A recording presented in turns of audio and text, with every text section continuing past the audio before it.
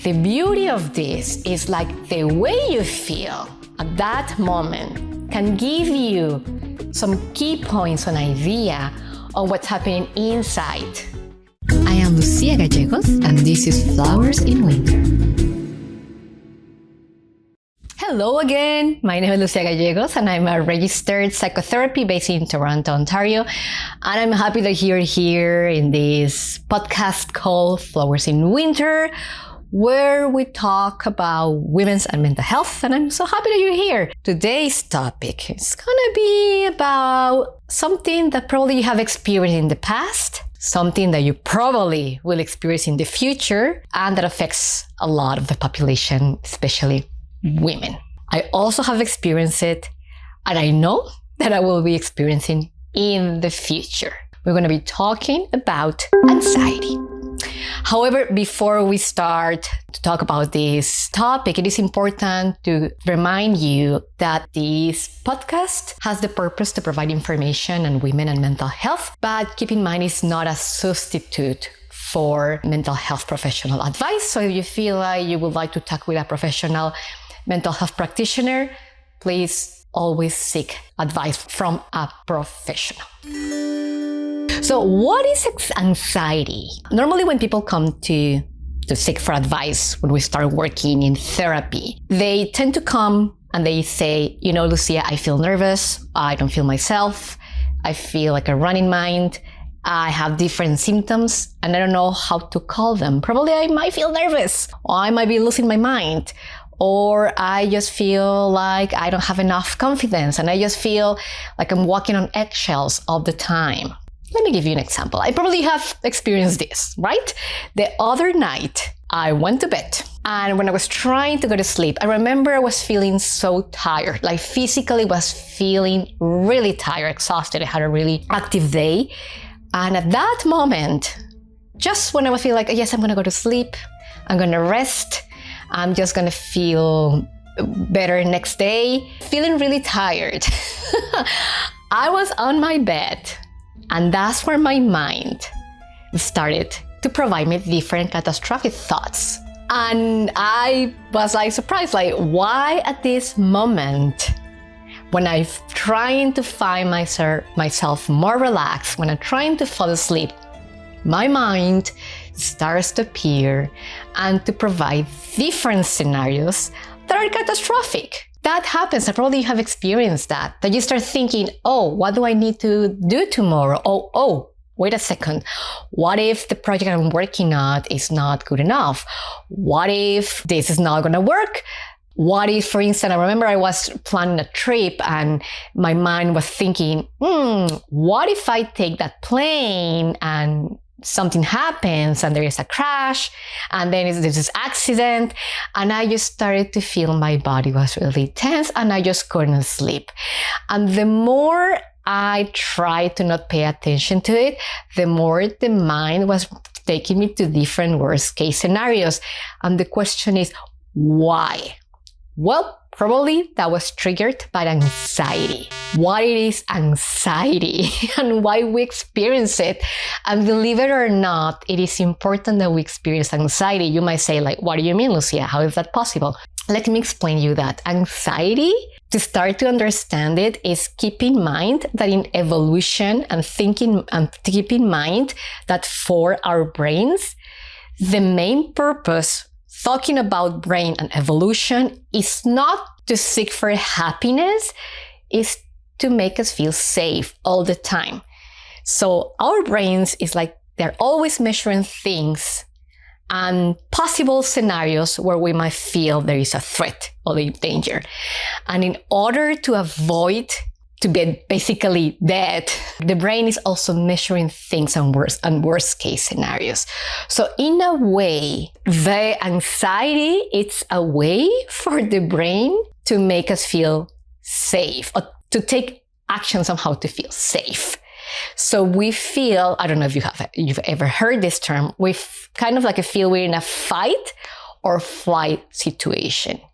And probably when you feel anxious, and that's something I normally ask people when we start working together, I ask them, how do you feel like in your body? What happens when you feel anxious? And they normally say, my hands feel cold. I feel my body's really tense, or I notice that my heart rate is different, or I might feel like I'm just sitting and suddenly I start to feel like really overwhelmed. My mind is running, it's racing, or, when I feel this way, I find that I have digestive problems. It's like also your body's changing, and you might think, am I getting nuts? Like, is this normal? Like, what's happening with me? So having those symptoms, what I just named, is somehow triggering more symptoms because we don't know what's happening. When anxiety symptoms and anxiety is really, really high, something could be triggered as a panic attack, right? But let's go back to anxiety. We can understand that anxiety is a response to possible threats. And here is the trick: possible threats in the future. Because when we see something in real time, it's fear. When we experience fear, but in a future, that's anxiety. And let me give you an example. I'm going to use a zebra, okay? Imagine a zebra. The zebra is happy, eating, right? And suddenly there's a predator, let's say a lion, and the lion starts chasing the zebra. So the zebra is at that moment, the amygdala, the part of the brain where the anxiety is located, is going to be activated, and the zebra is going to be in a fight or flight mode. Because imagine if the zebra will be like so relaxed, it will die. It needs to be activated. So at that moment, the zebra gets activated and start running or fighting for its life. The thing with the zebras is once the lion goes away, the zebra just go back to whatever the zebra was doing before or whatever the zebra is doing now. If we go to that scenario and we kind of think about ourselves in the same scenario, let's say that we're being chased by a lion and the lion is gone. The difference with us versus the zebra is that our brains are going to be thinking, what if the lion comes back again? Do I need to go to the gym because I'm not running fast enough? What does my family going to think about it? Blah, blah, blah. I mean, the lion, the real danger is gone. But the imaginary lion, the planning lion, it is there. So even though the thinking brain knows that we are just measuring catastrophic scenarios, the brain is responding to that. So the brain does not get the memo that the real danger is not there. That is just thoughts. And that's anxiety. Now you might say, okay, Lucia, perfect. So, we're not in a jungle. We're not in a zoo. We're not being chased by a lion. What do you mean? Yes, but in real time, normally in our life, and especially for women, we have different lions. Number one, we have to be sometimes perfect. We have this mind telling that you have to be perfect. Women, they have different, where caregivers also work, right? I have to perform well at work. Or what if I do not do well at work? What if I lose my job? Now, mortgages, right? Paying mortgages, paying rent. How am I going to survive next month? How am I going to survive next year? Moving to a new location, immigration. When I just moved from Mexico here to Canada, that anxiety came with it because it's like a new experience and adapting to a new environment. And the brain, again, is always seeking for safety. And also that means the less energy I consume, the better. So moving to a new location or moving to a new job, finding a new job, or just moving to a new house is adapting to new things. So the brain is going to be on a fight and flight mode. It's going to be responding in a similar way, like if a lion is chasing us. Because for the body, for the amygdala, for the nervous system, there is no difference. For the mind, yes, we can rationale with that and identify that, yes, a lion is not the same as paying a mortgage or rent, but the effect is the same. Wow. fear. And how am I going to survive this? So that's why the body identified that as anxiety. And especially, I said again, a lot of women, relationships, like I'm in this relationship, this romantic relationship. What if my couple leave me? Well, that comes from attachment, and I have more videos on attachments and more episodes on attachment. Here, if you're visiting my website, you can find that. And I also work with a lot of attachment. I'm not going to be into attachment for now, but also for some people, not being in a relationship or feeling that the other person is going to be leaving them, that causes a lot of anxiety. So it's important to identify the different ways that we can feel anxious. Whew. And then, okay, so what do we do with that, Lucia? Number one, and this is something that normally people ask me when they come to therapy. And believe me, whenever I experience anxiety, I also have this dream, this fantasy that it will be great just not to experience it. Number one, we cannot delete anxiety. It's not about not experiencing anxiety, because an emotion or anxieties are a response to something. And also important, especially because I hear that a lot of women, that they feel guilty or they don't feel strong enough because they feel anxious. It's like saying that if you feel hot or cold makes you feel a strong or a not strong person. It's the same analogy. The way you feel does not define who you are.